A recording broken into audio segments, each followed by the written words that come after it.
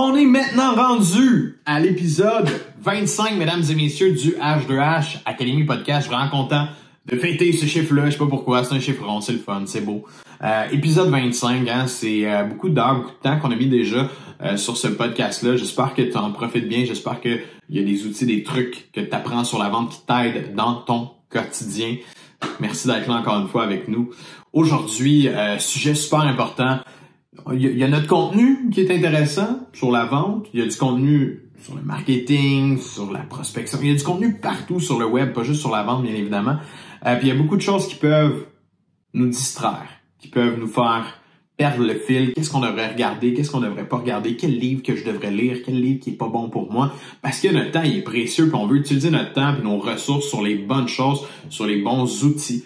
Et aujourd'hui, on te parle de comment faire pour garder le focus à travers tout ce marketing-là qui nous est pitché au visage constamment tous les jours, dont le mien, j'en suis conscient, dont le mien. Donc, comment garder le focus là-dedans pour être plus performant puis aller trouver les bons trucs pour vous, aller trouver les ressources que vous avez besoin. Donc, on se laisse là-dessus, on se revoit après.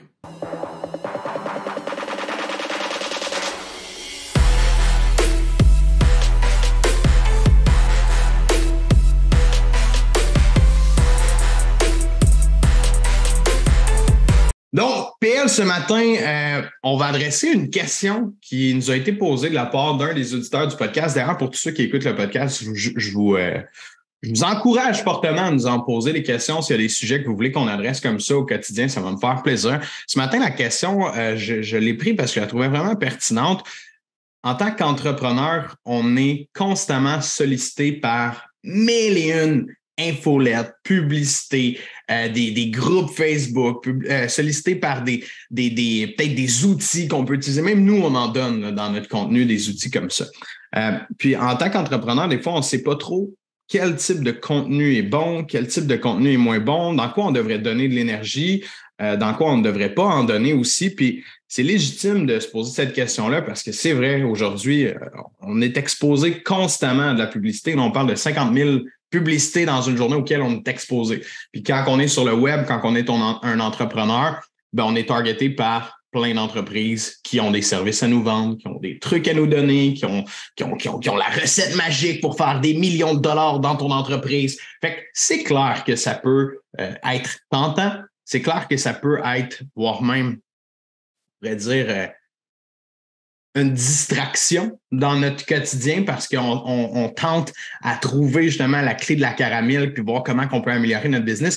Puis ça, c'est très légitime parce que, pour faire un peu de pouce sur ça, entre toi et moi, c'est moi qui est au marketing, c'est moi qui est dans la portion créative de la business, si on veut, puis je suis toujours en train de te dire « Hey, ça pourrait être bon, hey, t'as-tu vu ça? » Puis constamment, toi, t'es le gars qui me ramène des fois à dire « Nick, on reste focus, on a ça à faire. » Tu sais, puis je trouve ça tellement bon qu'on aille cette équipe-là, tous les deux ensemble, parce que moi, tout seul, des fois, je pourrais m'écarter, là.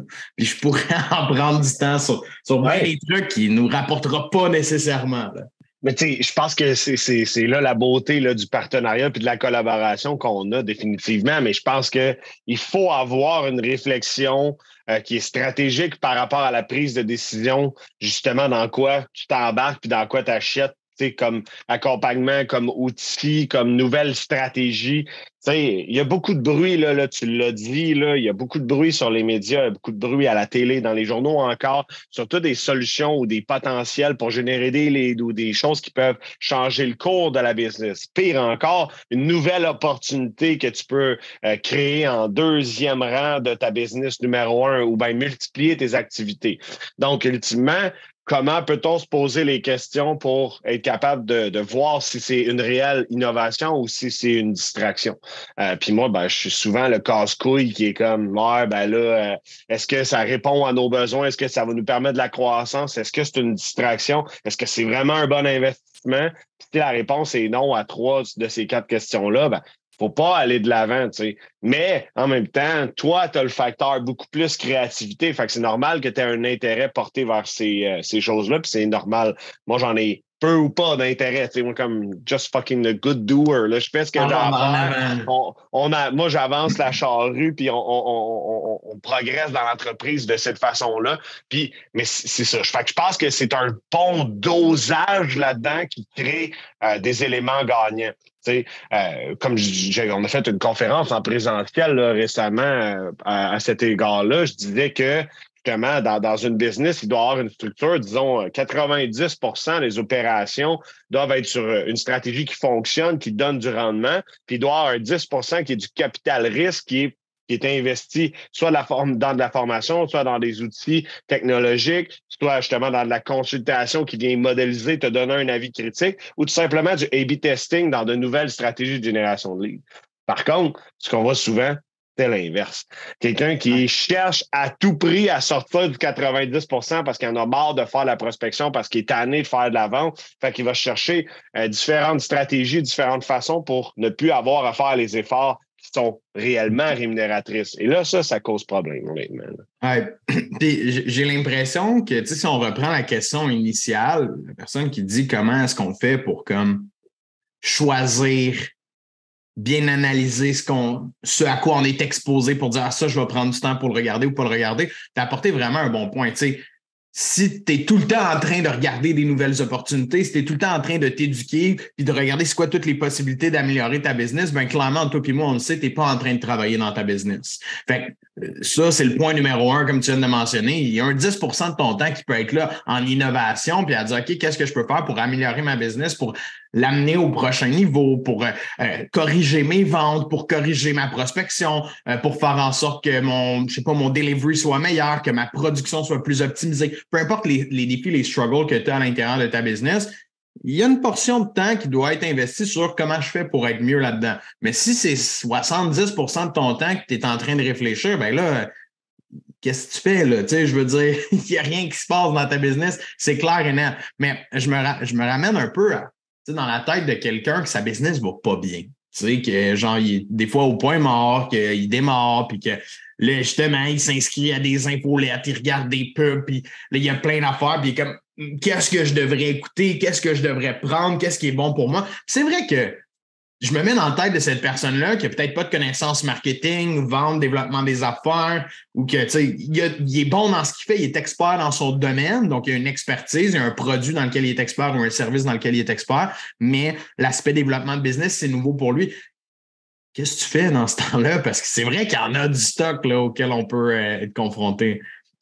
Oui, c'est malheureux ce que je vais dire, c'est que souvent les gens ne mettent pas suffisamment d'efforts dans leur business initial, dans une stratégie de prospection active qui va donner des résultats. Puis comme c'est difficile, l'être humain étant ce qu'il est, il va avoir tendance à aller chercher autre chose puis de la facilité. Tu sais, c'est ironique, là, puis c'est un paradoxe fort. En business, on cherche toujours à aller ailleurs, puis on cherche toujours à faire différent, tu sais, pour ces personnes-là qui cherchent à tirer différentes options.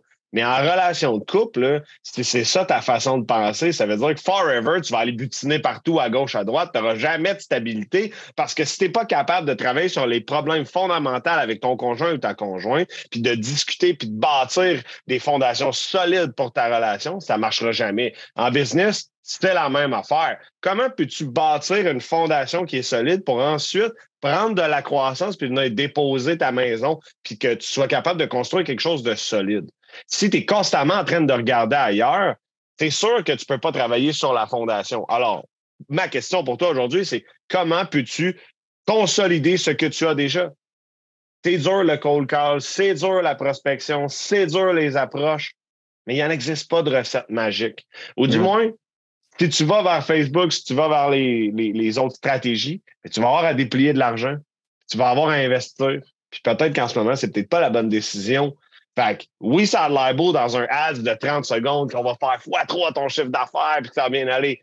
Mais il t'a pas dit que tu vas faire 3 fois profit. Il t'a dit que tu vas faire 3 fois ton chiffre d'affaires. Puis le chiffre d'affaires, c'est la ligne en haut. Ce qui m'importe, moi, c'est la ligne en bas. Ouais, il y a une méga différence entre les deux, on s'entend à la fin de la journée. Non, mais j'aime bien la nuance que tu apportes ici pour clarifier le tout. Je pense que tu as raison. Tu sais, la réalité, c'est qu'on ne teste pas suffisamment. On ne prend pas suffisamment le temps de sans non plus faire, je pourrais dire, du zèle, puis comme se péter la tête dans le même mur pendant 4 mois de temps, puis non-stop, c'est pas la bonne chose à faire. Mais de frapper un mur, c'est correct. Tu sais, en voulant dire, hey, j'ai tellement essayé fort, là, ça marche pas, qu'est-ce que je fais là-dedans? Ça devrait t'apporter une réflexion de, hey, ce que je fais là, ça marche pas. Il existe une façon de mieux faire ce que je fais ou une autre façon qui pourrait m'apporter des meilleurs résultats? Mais quelqu'un qui l'a essayé 5 minutes ou celui qui l'a essayé pendant 40 heures, ben, il y a une différence entre les deux. C'est sûr que 5 minutes ne te donnera pas des statistiques pertinentes pour te dire, ben, ce que tu as mis en place, ce que tu as essayé, ça marche ou ça marche pas. Tu sais, c'est comme les gens qui me disent, ah, Nick, j'ai fait des appels, là, ça marche pas ma stratégie. Je suis comme, OK, t'as fait combien d'appels? Ben, au moins 15, là. Je suis comme, hey, 15 appels, ta stratégie, elle marche pas. Je veux dire, j'ai fait ça à ma première demi-heure quand j'ai commencé à travailler en vente par la 15 personnes, tu sais. Fait que c'est important qu'il y ait une. Puis là, moi, tu me connais étant très rationnel puis par les chiffres. C'est important qu'il y ait une donnée sur laquelle on peut se baser pour voir ben, ça marche-tu ou ça marche pas. Mais 15 appels, ce ne sera pas suffisant. Autant que 100, c'est pas suffisant non plus pour retirer une corrélation de dire ça, ton script, il marche ou il marche pas. Peut-être que les 100 appels que tu as faits, ça n'a pas marché, mais que les 100 prochains, tu vas booker 15 rendez-vous. Who knows? Tu sais, il y a toujours un concept. Oui, il y a une façon de s'améliorer. Oui, il y a des skills que tu peux aller chercher pour être meilleur à faire tes appels, pour avoir un meilleur script. Tout ça, ça se fait. Mais ça reste qu'il y a un numbers game quand même derrière la vente et que si tu es capable de répéter une activité over and over again jusqu'à temps de faire comme OK, là, je l'ai essayé de tous les bords, tous les côtés, toutes les façons. Ça marche pas. Bon, là, pose-toi des questions. Là, commence à regarder qu'est-ce qui pourrait m'aider, tu sais. Pour amener un autre point, là, puis il est trash, là, je vous le dis d'avance. Tu sais, je rencontre du monde qui ont investi 100 000 $ en coaching. OK? Puis ils font encore rien. Parce qu'à un moment donné, là, faut que tu sois capable de regarder si ton nombril, il y a du petit caca dedans. C'est-tu toi le problème ou c'est les autres? Puis si tu n'es pas capable de comprendre ta responsabilité dans un problème, tu peux te payer tous les coachings que tu voudras. Tu peux aller voir le meilleur au monde. Tu ne changeras pas. Rien. Puis ça, là, c'est un autre des problèmes de ce syndrome-là, parce que tu cherches toujours à aller chercher une solution ailleurs. Mais si tu n'es pas capable de te regarder dans le miroir et comprendre c'est quoi ton interaction dans la problématique, ça ne changera jamais. Le coach est là pour t'ouvrir la porte, il est là pour t'apporter des données, mais si toi, tu ne collabores pas dans cette relation-là, il n'y a rien qui peut se passer. Puis ça aussi, c'est un autre problème dans la société. C'est jamais de ta faute. C'est jamais. Ça doit être le marché, ça doit être l'économie. J'aime bien quand tu dis c'est parce que Jupiter est rétrograde avec la Terre. Mercure est en rétrograde. Oui, c'est ça. Mercure est en rétrograde. Alors, comment toi, individuellement, tu as une implication dans l'échec ou dans la réussite de ta business? Est-ce que tu te poses l'ensemble de questions avant de faire un pivot stratégique pour aller chercher une diversification, faire des investissements? Là? Pour vrai, là, je te le dis, Nick, je rencontre des gens qui ont fait 12 accompagnements dans les 3 dernières années, genre, puis je suis comme, puis les résultats, c'était pas terrible, hein, ça se passe pas super bien, puis je suis comme, je suis obligé de leur dire, puis on m'aime, puis on me déteste pour les mêmes raisons, mais moi, je dis les choses sans gants blancs, là.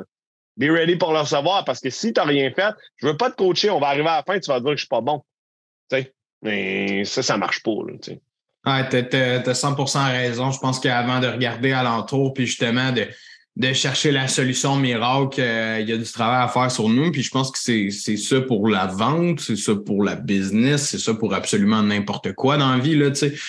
Les gens qui justement ils disent ah ben mes relations ça marche pas, j'étais avec une telle, elle était de même, ou j'étais avec un tel, lui il faisait ci. Ouais, mais t'as-tu regardé toi ce que tu faisais puis pourquoi peut-être que ça serait pas juste elle la source du problème là-dedans. Fait que, tu sais, on revient aux relations toujours parce que la vente, la business, ça revient similaire. Hein. C'est une relation, c'est de la communication, c'est du travail sur soi.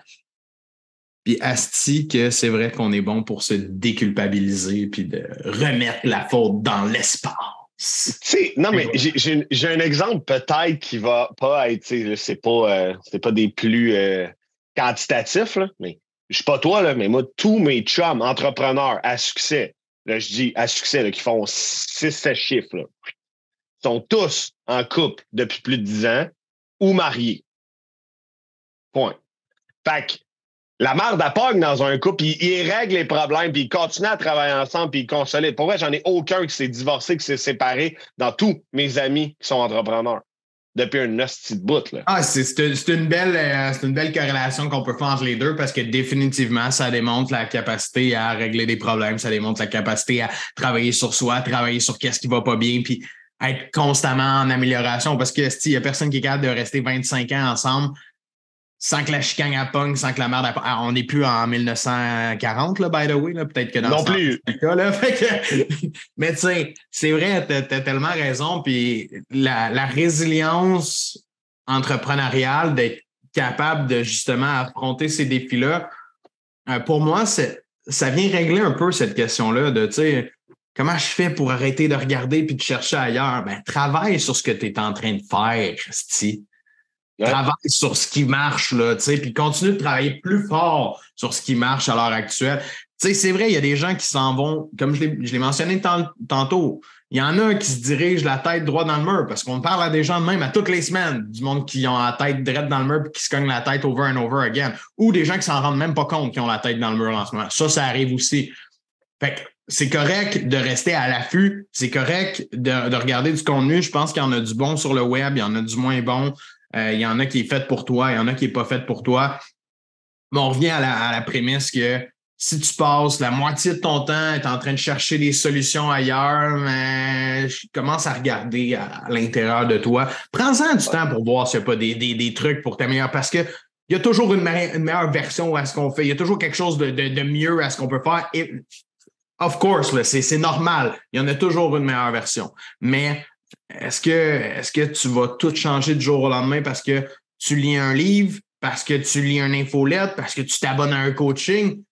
Ça part de toi en premier, 100%. Ouais, exactement. Je pense que c'est un beau récapitulatif. Puis moi, je veux vraiment revenir sur la notion de tu dois être 90% en train de faire des efforts qui rapportent, des choses qui sont rémunératrices pour ton entreprise et de vraiment avoir la compréhension que d'un 10% de faire de la stratégie, ça peut être de la diversification, ça peut être de l'auto-évaluation, ça peut être de l'introspection.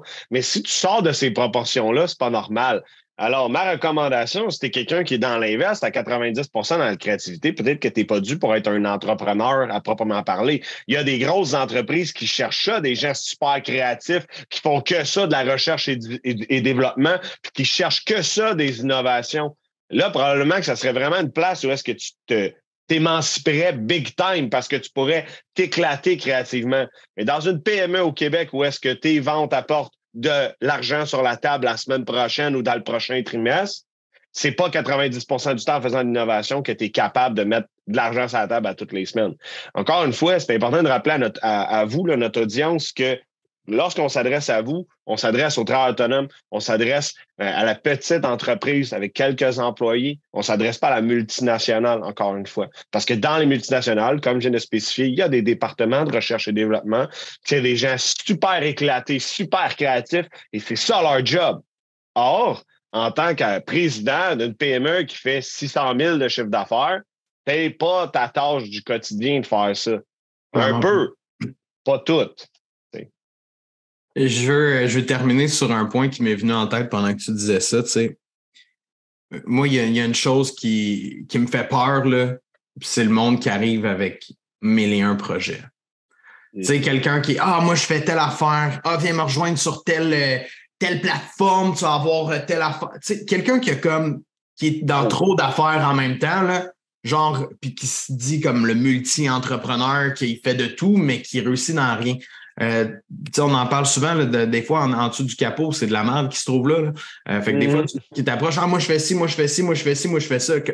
Il y a où ton temps pour comme améliorer chacune de ces business-là ou de ces opportunités-là dans lesquelles tu travailles à l'heure actuelle? Puis tu veux pas être cette personne-là. Je te dis, tu veux pas être la personne qui fait 1001 choses en même temps, 1001 choses complètement différentes, mais qui est pas capable d'en maîtriser une. Fait que ça revient au concept qu'on disait, maîtrise tes trucs, maîtrise ta business, puis après ça, tu vas voir un peu comment diversifier. Fait que je pense que ça résume bien. Une super précision. Puis quand que je gratte dans ce temps-là, finalement, ils ont fait 60 000 de profit pour 5 business. Puis si c'était concentré dans une business, tu aurais peut-être fait 250 000. Voilà. Parce qu'ils sont tellement diffus dans leur réflexion stratégique qu'ils en viennent à oublier des détails tellement importants que ça lève pas. je dis pas que c'est pas possible, mais encore une fois, tous les entrepreneurs à succès que je connais ont levé des projets où ils étaient entourés par des équipes de la mort. Exact. Je veux dire, là, tout le monde va dire, mais Elon Musk il a parti ce business. Ouais, mais t'es-tu Elon Musk? Non, t'es pas Elon Musk, OK? Ah non, mais... Ce gars-là s'est entouré aussi, là. Je veux dire, il y avait du monde alentour de lui. Il allait chercher les bonnes personnes. C'est ça sa force à ce gars-là. S'entourer des gens qui sont performants, qui justement est low cost dans des business. Puis bref, on rentre pas là-dedans, mais ça reste que c'est ça quand même. Justement, le one-man show qui roule 5 business, oublie ça, là, ça existe pas. Là. C'est de la poudre aux yeux. Tu peux pas tout seul rouler 5 business. No fucking way. Ils vont tout être. Tu peux! Mais est-ce que les 5 vont être bonnes?